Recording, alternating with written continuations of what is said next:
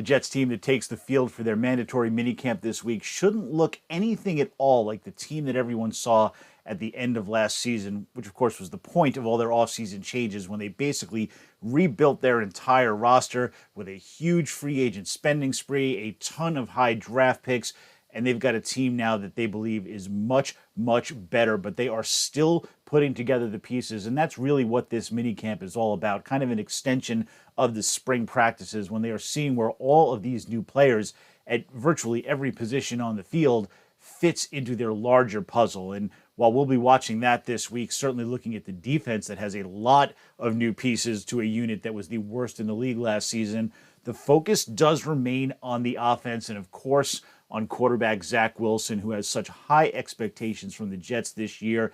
He also has a brand new arsenal of weapons. You had Garrett Wilson, their rookie, to a receiving core that already has Corey Davis and Elijah Moore and Braxton Berrios coming back. He's got two new tight ends in CJ Uzama and Tyler Conklin. He's got a new running back in Breece Hall added to Michael Carter and hopefully a healthy Tevin Coleman. And suddenly you are looking at 9 legitimate targets for him to throw to behind, of course, a fortified offensive line. And this spring will be about Zach Wilson trying to figure out a little bit of how he spreads the ball around, but which receivers, which running backs, which tight ends he's most comfortable throwing to, developing that chemistry so we can see who can begin to emerge as his top options. That, of course, is going to be a summer-long process and maybe even a season-long process as well, but this really is the start of it right here. And, of course, it's the start of everything for Zach Wilson, who we know now is beefy, according to Robert Saleh. He redefined his body this offseason, but now we're going to start to see whether he's better